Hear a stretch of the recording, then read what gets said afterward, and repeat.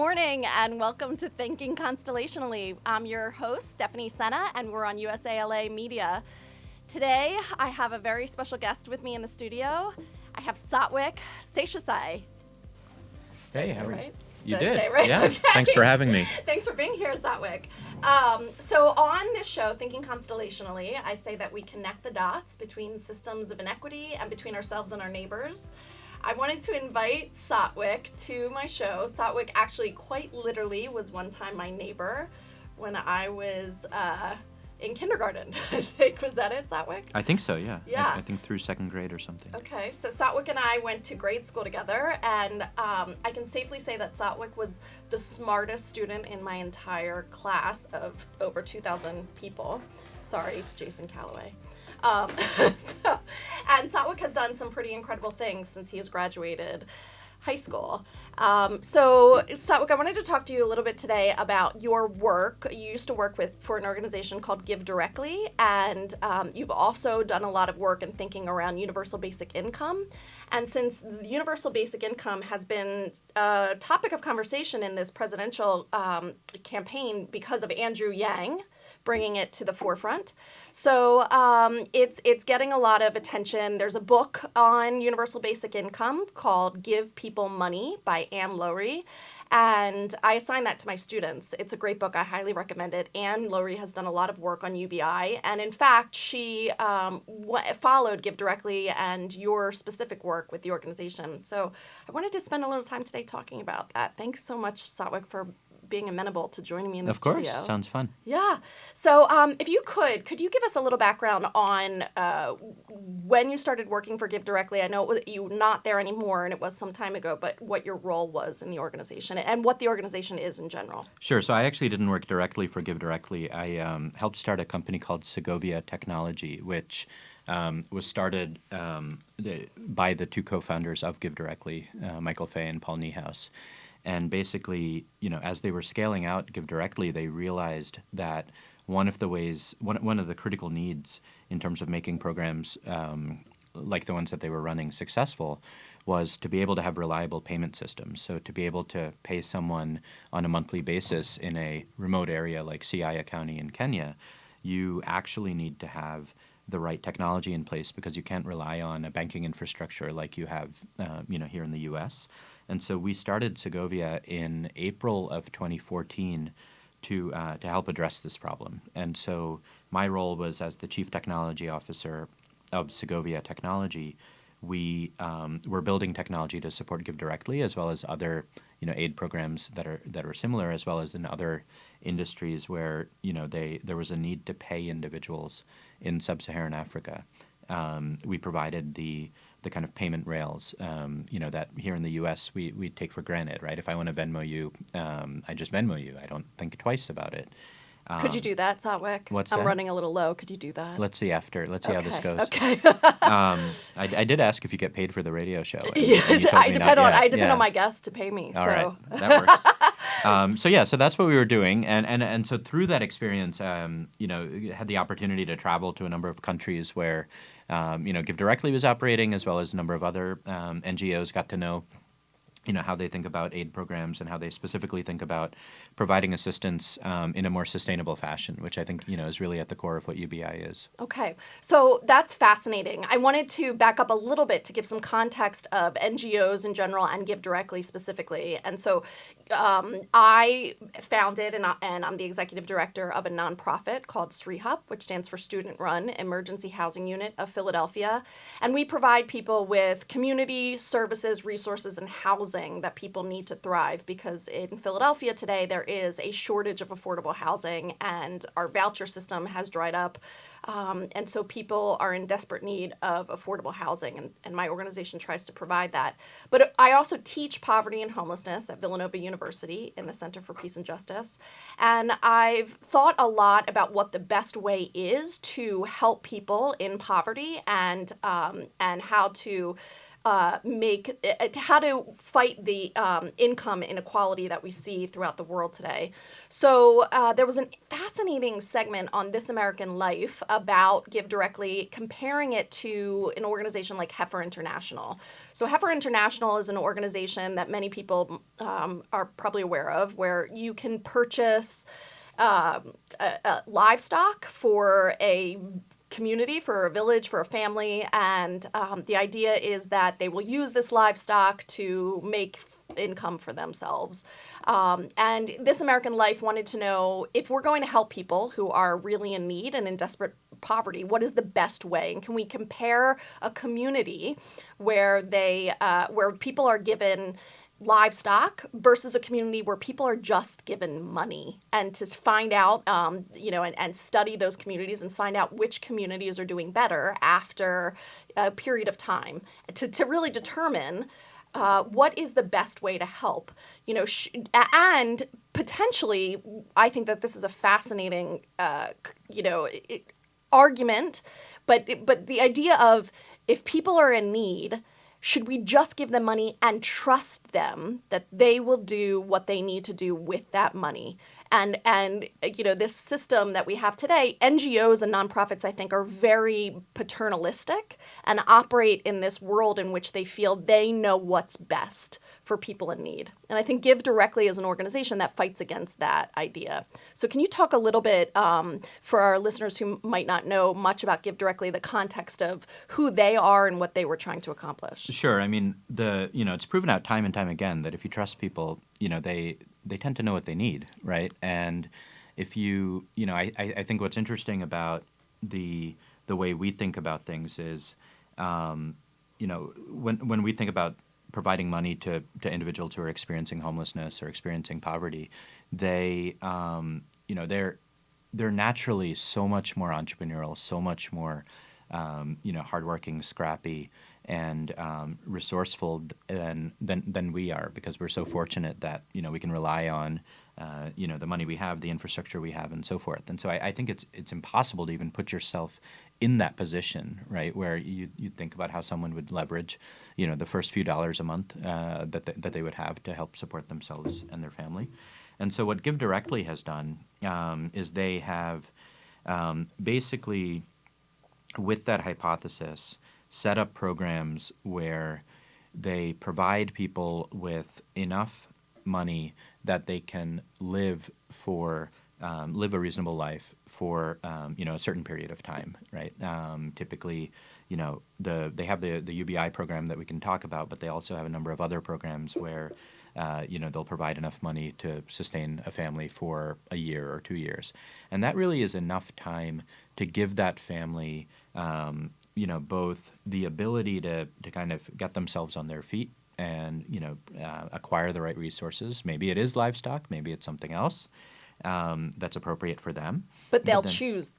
They'll choose. They'll make those decisions, not the nonprofit. And more importantly, they'll invest in creating a world that is going to be sustainable for them going forward. And so I remember when I was on one of my first trips to Kenya, we visited a number of the families that we had worked with, some of our clients that had received some of these funds, and it was amazing to see the types of businesses that they had started. Right, so there was someone who had basically realized that they could string up a tall kind of pulley system where they would essentially keep chickens and harvest eggs, right? And so they didn't have a lot of ground, they didn't have a lot of space, but they had you can go as tall as you want.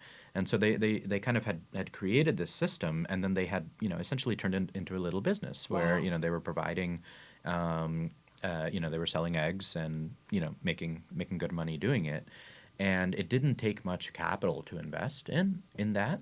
And that individual, had taken that small amount of funding, and both, first of all, provided for the basics, right, which reduces stress, which reduces your need to just be purely in survival mode as opposed to kind of growth mode, and then had taken the bit of extra funds that they had available to create a business like that. I remember hearing other stories about families where the amount of tension that existed between the husband and the wife, right, and tough decisions that families had to make about sending their kids to school, were all kind of alleviated by having enough funds that the stress was eliminated, the children were not forced to work in the afternoon on their family's farm, but instead could attend school and have a shot at kind of further growth. And so in each of these cases, I think the way that Give Directly is thought about it is, they're not targeting a specific outcome in terms of, we want the money to be used for X, Y, or Z. They're also, very well aware that some are going to invest differently than others and some are going to have different outcomes than others. But fundamentally, when you trust people who are experiencing such tough circumstances that they have no choice but to be resourceful, human nature is that they will use the resources in the right way for themselves. And I think if one of the things that's incredibly frustrating to me, and that became even more clear as we started to work with other NGOs beyond Give Directly, is one of the ways that you could potentially eliminate global poverty is actually by paying people to get out of poverty, right? It's pretty sad if you look at how much money goes into all of the programs like Heifer that you mentioned. If you just take all that money and literally did the math and divided it by the number of people who are experiencing, some level of extreme poverty, you could actually just pay to, lift them out, and still have money left over, and like we described, have a more sustainable, world economy going forward. That's amazing. So can you explain to me a little bit about, for this community specifically that you worked with in Kenya, where is the money coming from, and how much money do these families get for how long, and what is the system there? So the kind of standard program that we started with, the money would come from donors, right, from individuals. It was amazing actually to see how many individuals were attracted to a program like this. People who are, early in their careers, who are not making that much money, but saw, the tremendous return on investment that their money in this direction would have as compared to donating to a number of other NGOs. There was also a good amount of institutional support, everything from USAID to corporations to foundations and so forth. And the standard program was basically giving about $1,000 to a family over the course of 3 payments over the course of, I think, roughly 2 years. Okay. And is that $1,000 accounting for the exchange rate and everything? So in Kenya, how much is that equivalent to $1,000 or? No, it's it's $1,000, Okay. which converts to Kenyan shillings or Ghanaian cedi or Okay. Whichever currency of the country we're working in, and is generally enough to kind of live a comfortable life for that period of time. Okay. The program that got started specifically focused on UBI was designed to provide funding for 10 years. And so the idea behind doing it for 10 years as opposed to 1 or 2 years is that the certainty that you're going to have this money coming in for, essentially, 10 years is so far in the future that it's basically, indefinite, creates a world where, families feel like they can actually, really start to think about investing in the right things. Right. And I think when you hear about, Andrew Yang talk about some of the benefits that come from thinking about a universal basic income, here in the U.S., and you hear about, he talks a lot about his wife. He talks about, how she has chosen to take care of their children, one of whom has autism. You can make long-term life choices like that, knowing that, you have that kind of basic level of support that you'll need. That's really important, because time and again, what I've seen from people who are in desperate poverty is that they don't have the ability to think or act long term. And so I think that that creates a cycle. It can create even more poverty when you cannot plan for the long term. So that makes a lot of sense that that doing something like this sustainably for 10 years could create systems that alleviate that poverty in and of itself. And then I also think, if I understand right, the organization Give Directly, originally they started giving the money to certain people in the community, and then they realized that it would be smarter to give it to everybody in a community so that there isn't that tension between the people who get it and the people who don't. Yeah, I don't think it was that extreme. There was some vetting that happened in terms of, trying to validate that people were actually experiencing, extreme poverty, looking at certain signals like, the home that they were living in and so forth. But then I think there's different approaches, right, in the aid community, and the idea of basically going in and saying we're not going to differentiate. When the reality is that if you were differentiating, the vast majority of people would still probably be getting aid. It kind of makes it so that it's just a lot simpler, and it like you said, eliminates a lot of the tension. I imagine. And then, okay, so you were responsible for setting up the technology so that people could get this money delivered. Can you talk a little bit about what that looked like? What was the technology, and how do you set that up? Yeah. So the challenge in in some of the places we were operating in is that the only way to actually deliver funds to individuals was through physical cash. And so what would Because happen? they're not connected to like a bank. They don't have bank accounts. They don't have Venmo. They don't have any digital form of payment, right? Okay. Do they have like ID number? I mean, certain countries are further along than others Okay. in ID systems. Okay. But you could, and there's also ways in which you could kind of require someone to get an ID to participate in a program like this. Okay. But yeah, that's definitely another constraint. I imagine. That we had, and so, if you think about it, if you have a very noble goal of providing funds to a community of people, but the way you're going to do that is by hiring someone and giving them essentially a truckload of cash to drive out to the village to hand out. That sounds think about the incentives. It's logistically complicated. Yeah. Security is I quite an imagine. issue, but then tremendous opportunities for fraud and for you're kind of putting people in a position where there's extreme kind of temptation to do the wrong things.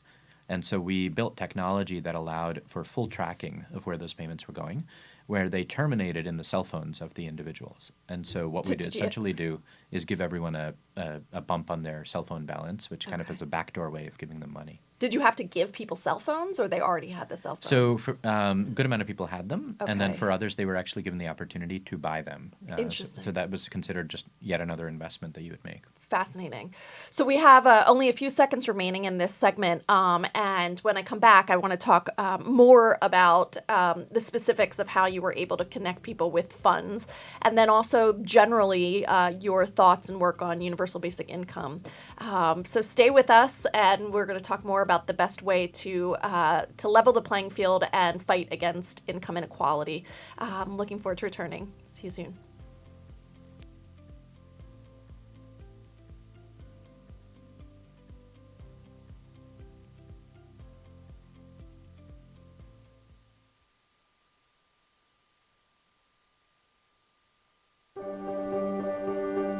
Being prepared is a part of who you are, but it's especially important in the case of a disaster. Be informed about possible emergencies in your area. Make a plan that covers where you'll go in an emergency. Build a kit with the things you need to survive. There's no one more capable of planning for your situation than you. Start your plan today. Go to ready.gov/myplan.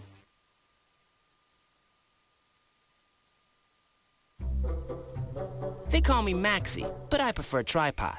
I was your above-average four-legged homie, and then wham, bam, minivan. Some people pity me. Now that's lame.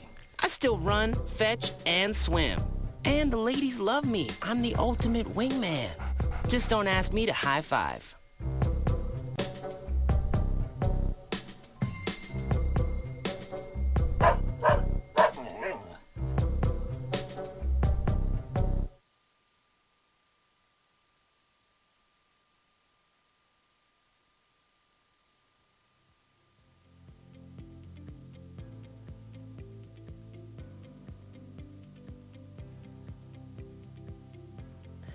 Okay, thank you, and welcome back to Thinking Constellationally on USALA Media.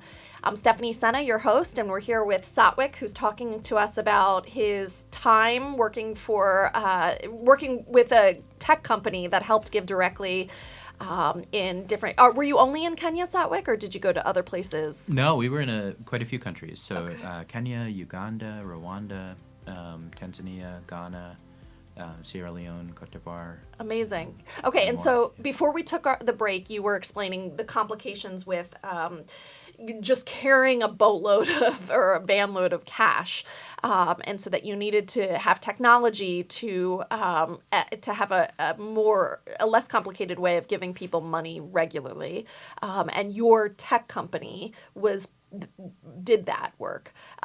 So then if you could talk a little bit about, what that looked like, what the challenges were, and how that worked. And I before you even do that, I will say I've traveled the world, and I've been to a lot of remote villages. And when I think about when I first got to Palestine, I actually was supposed to go with somebody who, Susan Al-Bahawa, who was, we were going to stay with her friends and family. But very tragically, the Israeli military would not let her in past the checkpoint, and we were separated quite quickly at the border. And so I found myself on the other side of the border alone and unprepared, and she had our itinerary and knew who we were staying with, and we were actually going to stay with her friends and family. I didn't know where I was, and I kind of sat there on this dirt road in Jericho staring at the sky thinking, this is where I'm going to die. And I sat there for a while thinking, I don't know any Arabic. I have no idea where I'm going. I don't know who I'm staying with, and my phone is dead. So I sat there for quite some time until somebody in a van came and picked me up, and he pulled up to me on this dirt road and said, "Get in." And I thought, well, okay, I'm either going to die out here on this dirt road or in this man's truck. And I thought the truck has air conditioning. So I got in the truck, and it turned out to be this incredibly wonderful man, Erman, who said to me that he was a friend of Susie's. Susie had given him the contact information, and he was to take me to this house. So we start to drive around, this region of Palestine, and all I knew is that we were going to stay at Ranya's house, and he would drive down these little dirt roads that didn't have addresses, and he would stop and he would pull down the window and he'd say, "Does anybody know where Ranya lives?" And they would say, we know Ranya. Take a left at at that place down there at the road, and then you'll find some dumpsters and make a right there. And he would do that, and then he would stop and pull down the window and say, "Anyone know Ranya?" So it was amazing, and we did that for quite some time until we finally found Ranya's house. When I got to Ranya's house, I remember being really overwhelmed. I hadn't slept in days. I had, flown right from Newark to Jordan, and then crossed over the Allenby Bridge into Palestine, had been separated from the person who was my security, who I believed was going to be with me on this entire trip, and I'm incredibly disoriented. And I get to this house, and it's a family there, and they're all speaking Arabic, and I don't know a lick of Arabic, and I'm nervous and anxious, and also, do they know that I'm Jewish? And I'm like thinking all these things, and they're talking really quickly, and then they stop, and the mother looks at me in very clear English, and she just says, "I'm sorry, we were all just saying that we think you look like Jennifer Aniston." And I was like, where am I? But, and then the trip was incredible. The people were warm and loving. But I would go to these remote villages all the time, and people just welcomed me into their house. They fed me. They loved me. They had limited resources, but whatever they had, they shared with me. It was an incredibly important and warm experience for me. I can't wait to go back. But when I think about, and I've never been to the places you're referencing, but when I think about that, I imagine this situation in which some people don't have addresses. They're not really on the grid, so to speak. So I can imagine that's very complicated to get them on the grid. Even uniquely identifying people. I mean, we take for granted here that people not only have names, but they have social security numbers, and you can just kind of track them. We would have, people who we were registering into the program, and their name would actually be their relation with someone. So it'd be like Stephanie's mother, that's or right, whatever, and that was their name, and that's all we ever knew. And so you have, when you're setting up a technology platform to facilitate these types of payments, what you have to do is basically think about everything you take for granted in in a Western context, right? I can uniquely identify someone. When I send a transaction, I can have confidence that the transaction actually went through. When I check how much money is left, I can have confidence that that number is actually probably accurate. And so one of the nice features of a number of the countries we operated in is that they do have pretty well built out cell phone networks, right? So everyone either has a phone or can buy a phone and get access to a phone. And when you have one of these phones, like that in itself is something that's uniquely identifiable, right? You have a SIM card, you have a number, and so forth. And so it's possible to basically go to someone who's a potential client of ours and say, what's your number? And that's what, identifies you. Now, the challenge is, okay, now given that you have that, how do you actually get money, loaded onto that account? And the systems, the IT systems that these cell phone companies use to track the balances and to track, how much money is on each, phone's account, they themselves were not as reliable as we expected. And so we had to, a big part of the challenge was in orchestrating the payments to get from the U.S. or the EU into country, right? So into a bank in that country. And then once in a bank in that country, to basically get from the bank into the telecommunications operator's IT system to indicate, this much money is on this person's balance. And we would do things like, send a transaction request through whatever mechanism that, phone company had set up. And we'd get a response saying, yes, it went through. And then, we'd go to, send that, money to someone else. And when we kind of totaled up the balance, we'd realize that first transaction actually never went through, even though they, said it went through. And so we had to think through a number of different ways that we could create redundancy in the system, double check, triple check that transactions had actually gone through, and also make sure that people were getting notified, right? One of the other things you need to do is send a text message to individuals saying you have money and here's where the money came from and why you're getting it. And, that whole system itself, had a number of, technical challenges.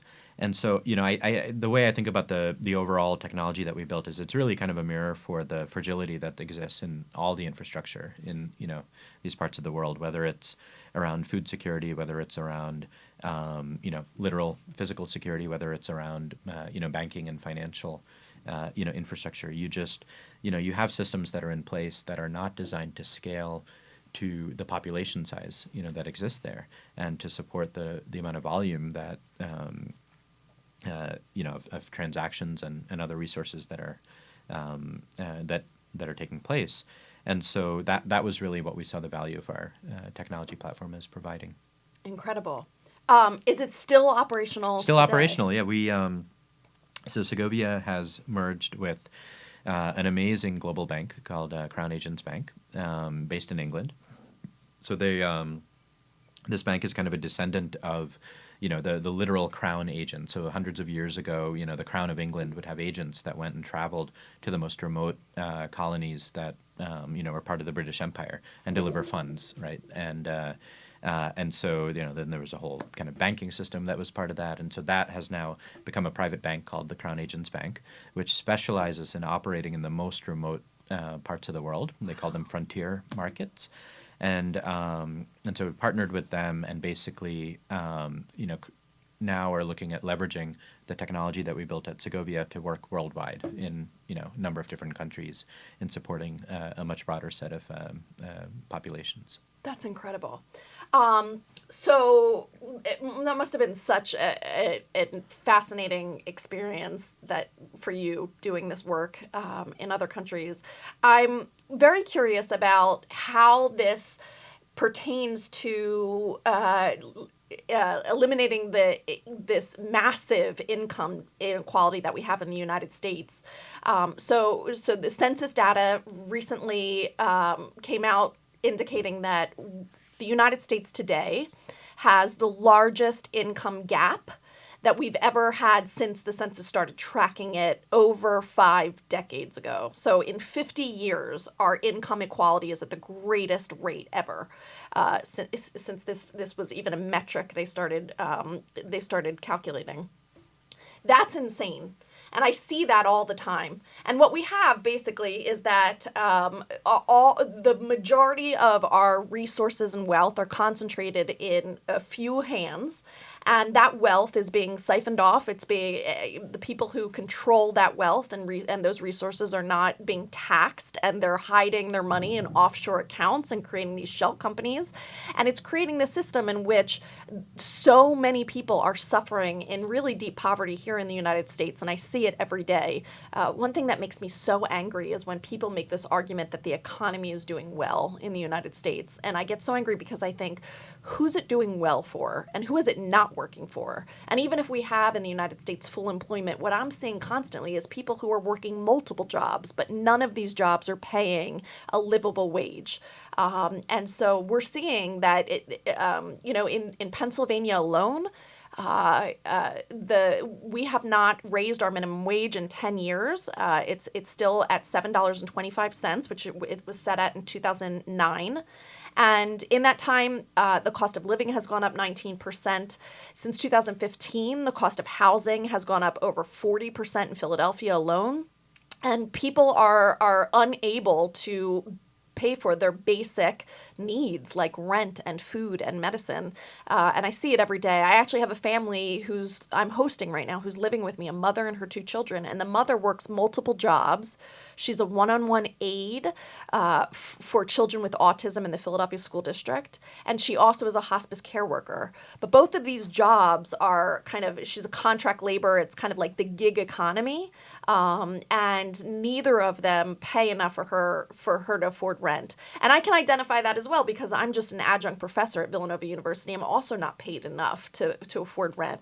So I'm seeing more and more that people are having a very difficult time making enough income to secure their jobs and to secure their living. And in the United States, I think that there's this argument of, people who are fighting against immigration this old outdated argument that immigrants are going to take our jobs. And then there's this other argument that robots and technology are going to take our jobs. And I think we have to get used to this idea that jobs are not going to be the answer for us, right? If we're looking for sustainable living and having enough resources and money to be able to thrive, I think we need to have these ideas that innovative, yes, but potentially not inevitable ideas like a universal basic income. So I'm curious about your thoughts and perspectives on what you learned and what Give Directly learned about these. In essence, it could be considered pilot programs, really, in different countries, giving people money, and how that might eliminate some of this wealth gap and poverty and homelessness that we see here in the United States. Yeah. So first of all, I think when we, saw programs scale into the millions of dollars that were going into some of these communities, I think they kind of transcended pilot programs, and you really saw the kind of macro effects on the community.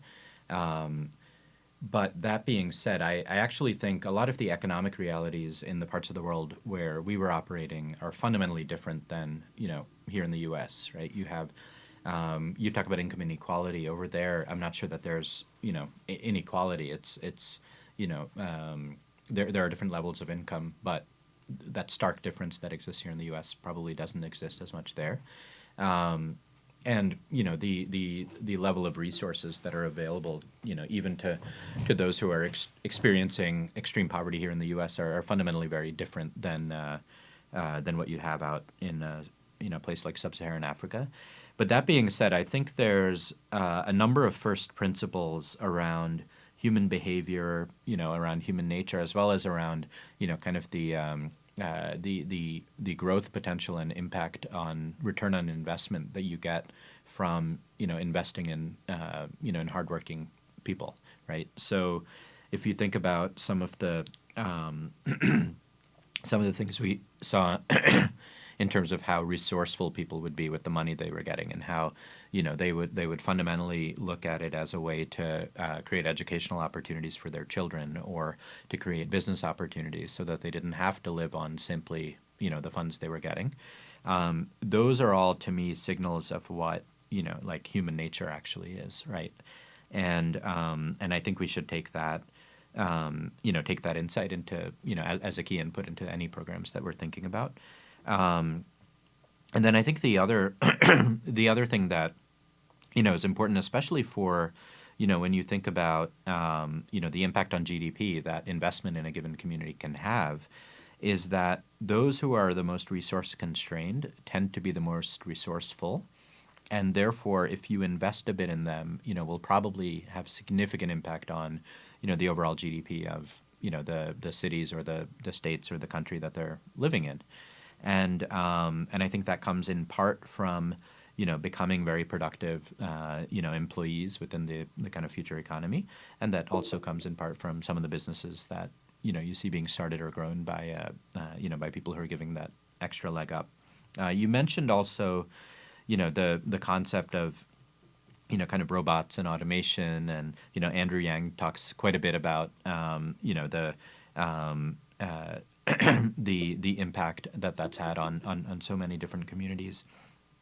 I think that's definitely a reality, and I think there's, the way to look at the potential there is that there are so many jobs that could be created from the new platforms that are being made available, that the goal of us should not be to create a world where we're just simply, providing everyone with the basic income, and that's kind of it. I think the way to look at it is that the basic income that we provide, first of all, rewards people for the contributions that they're making to society, right? When Andrew talks about the people who are caring for their children, or, when we talk about the data that each one of us produces, and the fact that that is the new oil of our economy, and we own that data, right? Every time you make a purchase, other people are monetizing the fact that you made that purchase, but that's your purchase that you made, that's your data. So there's a reward for that, but then there's also, the opportunity to help transition people into, what is a new set of opportunities, that they have. And those transitions are incredibly tough, but, providing people with support and giving them a shot to make that transition is, to me, the only way to really move forward. That's amazing.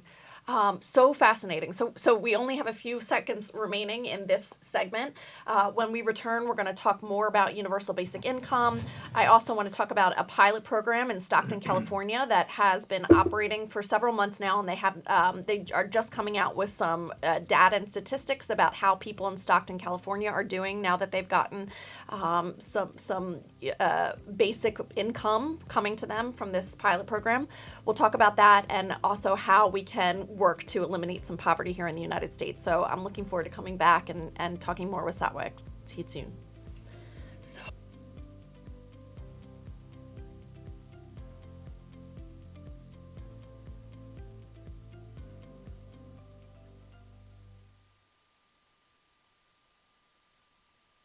Our hearts are made stronger by how we treat others. Put her there. The light you share can impact those around you, but so can the darkness. Later, twerps. Did Pete saying mean things bother you? So when you reach out to another person, take a moment to consider how they will feel, and let your heart be the key to making a difference. Because of you, someone's entire day, year, or even life can change. In every heart, there's hope.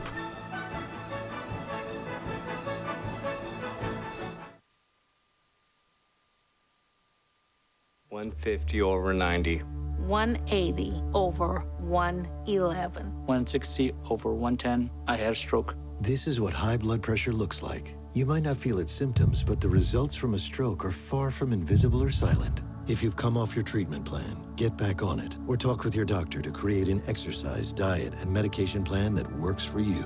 Go to loweryourhbp.org. If I would have followed a treatment plan, I would not be in this situation.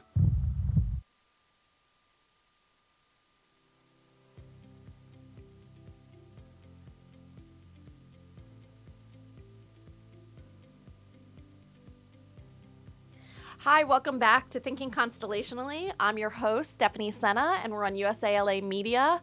And today, my incredibly special guest is Satwik Seshasai, and we are talking about his experience working with Give Directly and with thinking and crafting policy around universal basic income. So this is a topic that has been so interesting to me because as the founder and executive director of a nonprofit that's been operating since 2011. I've been thinking so much about how best to help people in need.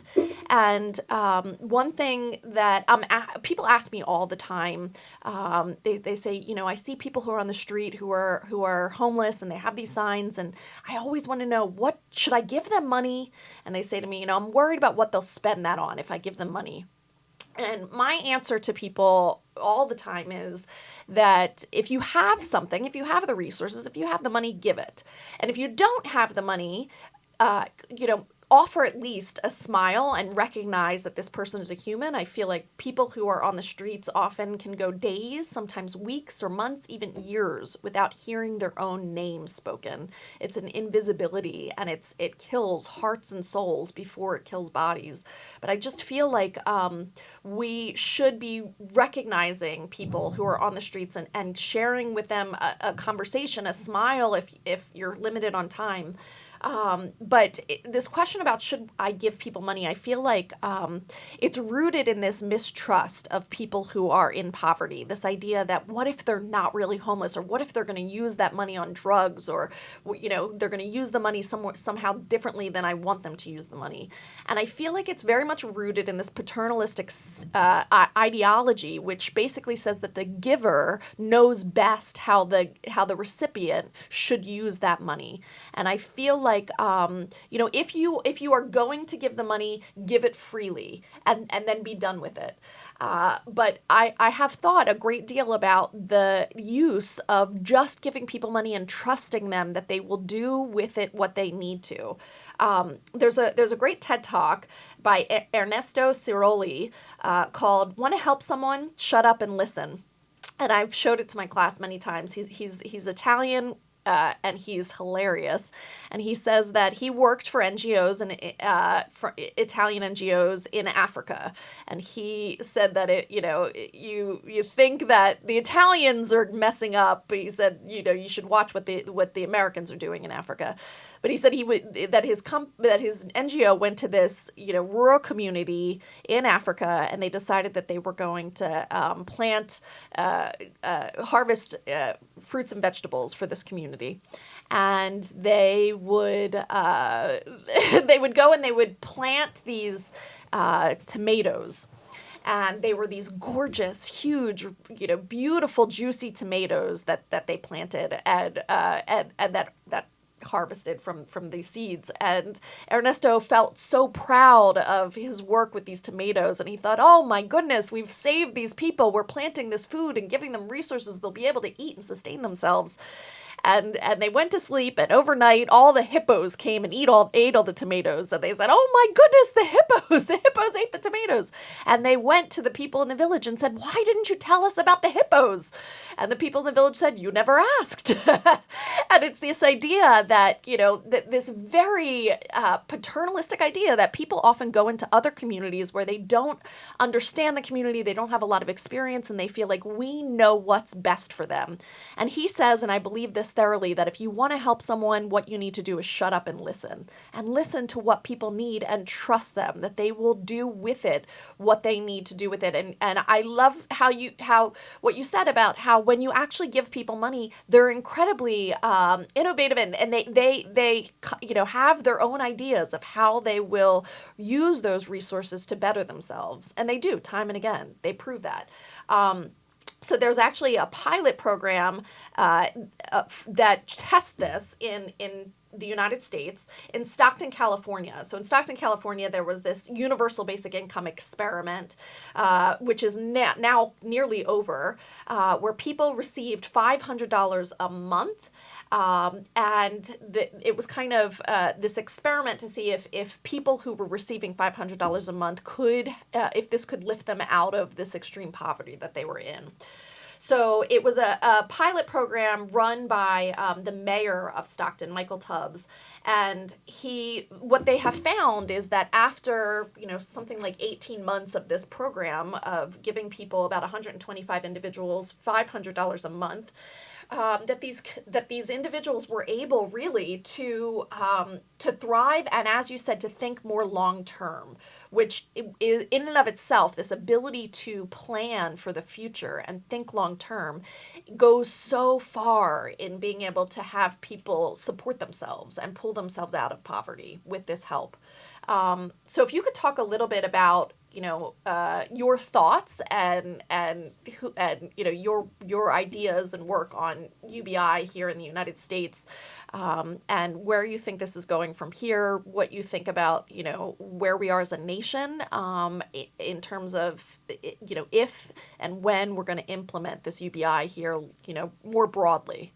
Yeah, I think the question of if and when we're going to implement is more about political realities, and what that takes into account, are we going to just expand an earned income tax credit? Are we going to actually implement a UBI? Are we going to do none of the above? And I won't claim to be an expert on the kind of political reality, but I do think that more and more cities and local governments will start to realize that if they want to have a shot at competing in the at least in the national economy, if not the international economy, they're going to need to think creatively, in similar ways to what Stockton, California thought about.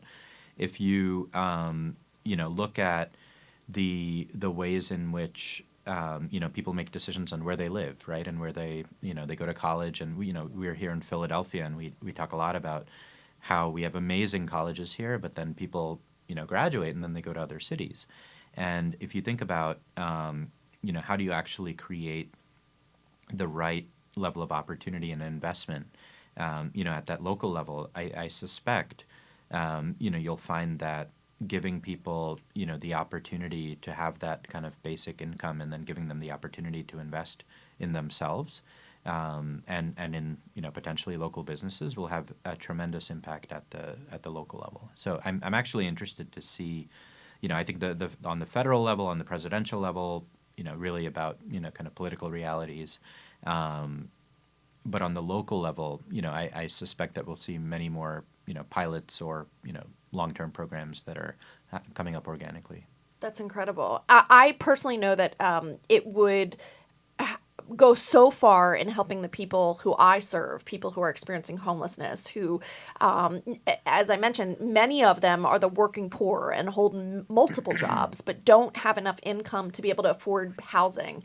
And if the family who's staying with me right now, if they had just a little bit more income, a little bit more money coming into them, they would be able to afford rent. And if they were able to afford rent is, having a place to live, a stable place to live. That is healthcare. Housing, it, allows people to create the stability that they need to be able to, grow their resources to some extent. So I feel like it could go such a long way to helping people, especially in the local community, who are really struggling today. So are you going to give it a shot? Are you going to try to expand Tree Hub to include basic income? I would love that. We don't have the resources to do that right now. Well, you could find them. Yeah, absolutely. So tell me how to find them. I think you can do a better job than I could. Yeah. It's really about explaining the value, and then finding people to support it. Absolutely. In terms of explaining the value, you visited my class a few semesters ago and mentioned something fascinating to me about this kind of how we understand UBI, and how potentially it needs to be rephrased depending on the political party that you're selling it to, right? So you kind of said that, I think you might have mentioned that you have to call it another name, or you have to, narrate it in a different package, you use a different package to explain it when you're selling it to different groups, right? So yeah, I mean, it's an incredibly progressive thought on the surface, but it's also very fiscally conservative. Right, and fiscally responsible. Which is, I think, why a lot of people in the tech world are so drawn to it.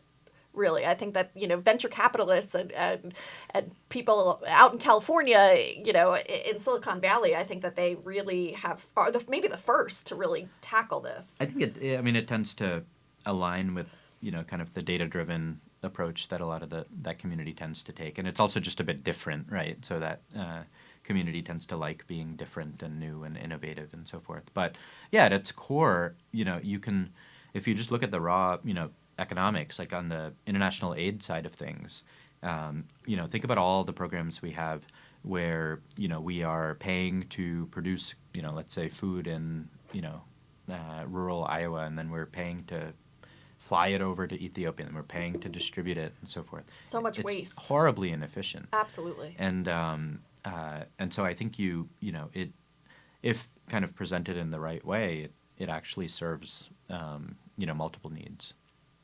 Absolutely. And you said, if Sri Hub could start this program.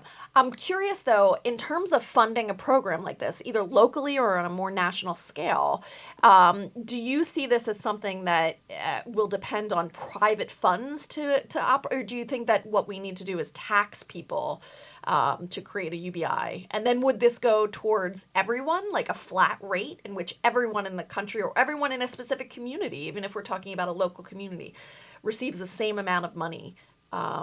Is that, have you thought about that? I think you have to go back to the principle you mentioned earlier, where if you want to help people, shut up and listen. Mm-hmm. And so, I think one of the other benefits of thinking about this at the local level is that is where you have the opportunity to shut up and listen and figure out what works for that community. And then there's, I think a variety of different approaches, like you mentioned, private, public, some kind of shared partnership, which may make sense. But, that's really, I think, up to, the people in different communities to figure out. Okay, fascinating.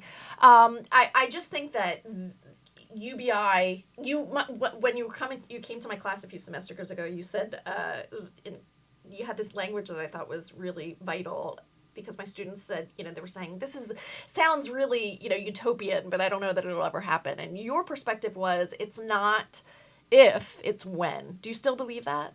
Yeah, and I think it's also, if you look at some of the programs we have now, if you look at like some of the food stamp programs, Mm-hmm. if you look at the earned income tax credit, there are elements of these programs that already exist, right? So I don't think it's as binary as people, talk about it.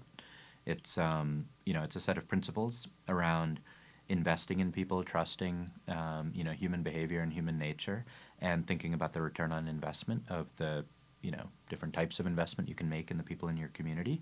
And those principles are behind a lot of programs that exist today. Absolutely. So, but if you mentioned like SNAP or food stamps, if you think about that we can kind of think of that as some sort of a UBI, or giving people resources. However, with SNAP, Supplemental Nutrition Assistance Program, or food stamps, it's a certain amount of money that people get every month that's put on their SNAP card, and they can use it for groceries, and not even all groceries, certain groceries. So I actually went food shopping with somebody who received this money on their card, their access card, and there were certain groceries at the supermarket that they couldn't purchase from the SNAP card. They couldn't, for example, get cotton balls or toilet paper even. They had to use it on very specific things in the supermarket. And what I've seen is that there are many people who are illegally selling their access cards, their SNAP resources for cash, because they need cash. That is illegal, and people could get in a ton of trouble for doing that, but they'll do what they need to survive. So I feel like, that this idea of, if you're going to help people, you give them an access card, again, this is this kind of thing where I think we just need to be giving people money. Yeah, there's actually a great study that Paul Niehaus, one of our co-founders, did in India with some of his research colleagues, where they actually tested the ability to trade food support for cash. And what they did was they first offered the community, hey, we can either offer you, this many rupees in food assistance, or you can get that many in cash. And of course, everyone took the cash, right? Then they ran tests where they said, we can offer you, X in rupees in food assistance, or we can offer you 80% of that in cash. And what was interesting is that they actually, I forget what percentage they got down to, but they got down to a a lower percentage than you would think, where people were willing to trade off. Hey, I'd rather have half as much in cash than I would, in the food assistance, because it's just that much more appropriate, for my needs. And I think that goes back to the, the entrepreneurial nature of people, and what they're going to do. If you try to outsmart them on the programs, they'll just outsmart you in, how they react to them. 100%, I agree. For me personally, I would rather have cash than food, unless it was tacos. In which case, I'll take the tacos. So you could buy your tacos. I could buy my tacos with the cash. That's exactly right. So I personally am a big advocate for instead of SNAP program, which again, I'm seeing it all the time. People are constantly trading it for money and resources. We should just be giving people money. And I think that trusting them to do what they will with it. Now, I think you mentioned something really significant about, how we understand UBI in general, and we can. When I said, it's not a question of if, it's a question of when. You said, to some extent, we're already doing this, right? But I think that the way we craft this argument and we think about it is vital to its implementation. So if you think about it, really, some people might look at UBI as kind of a more expanded welfare system. I personally think that if we think about welfare, more welfare money goes to the haves than the have-nots. More welfare resources, more money, more tax money goes to people who already have access to wealth and resources. So, for example, the voucher system or Section 8 housing, which is actually incredibly under-resourced and is meant to help people who are homeless to be able to have money to pay for rent. So while it's incredibly under-resourced, there's this perception that this is welfare and that, these people, who are in need of it are getting, a tremendous amount of welfare from U.S. government, which is basically taxpayers. However, if we reframe it and consider the fact that the mortgage interest deduction is this, or the tax abatement in Philadelphia are really these resources that are going to people who already have access to resources. They already have housing. They already are the ownership class, right? And they are actually getting a huge portion of welfare resources, I believe. So, when we look at allocation of resources, our resources are unevenly allocated towards people who have money and resources. And so it is not, in my view, if we're going to think about the UBI, it is not a system in which we are increasing welfare, the welfare state, really. I think it is more evening a playing field, because the playing field currently is welfare, but not in the direction that we usually talk about. It's actually welfare in the direction of going towards the haves rather than the have-nots. And I think we need to look at it that way. I think we need to be thinking about this argument, reframing it, and trying to think creatively about how do we help those in need. Right now, it's not working. Our systems for helping people in need are broken. We are not funding them enough. We don't have they're not resourced enough. And most of the time, I believe the reason for that is the people who are crafting these ideas are not the ones struggling. The people at the table who are deciding how best to help those in need are not those in need. And so I believe that what we need to do is definitely shut up and listen, but around the policy tables, is talk to and include those who are struggling, those who are in poverty, those who are homeless, because they will be able to identify what they need the most. And I think that's been missing largely from the way we manage resource allocation or aid in general. So I'm hopeful that UBI kind of levels the playing field and allows for more representation in terms of the voices that are heard. Yeah, no, I think it's amazing, just seeing, I remember when, in 2016 when, Secretary Clinton was considering putting UBI in her platform and decided not to because of the political realities of it, and then kind of where we've gone from there to now where we have a major presidential candidate, essentially having that as one of the key tenets of his platform and having it be something that's debated seriously on the presidential stage, just to me kind of signifies, the direction that we're we've progressed in our thinking, which is fantastic. I think that's really hopeful. So I think that's a perfect place to leave us today because it's a note of hope and excitement. I can't wait to see where this goes, but I'm for it. And I'm grateful, Satwik, that you came on the show today to talk more about your thoughts and experiences with this.